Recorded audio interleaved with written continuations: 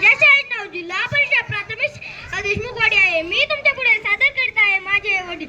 स्वतःच्या पोटाला चिमटे काढून आपल्या पोराची पाठ भरल्या पोटाने ताट ठेवणारा प्रत्येकाच्या आयुष्यातील सुपर हिरो म्हणजेच बाबा.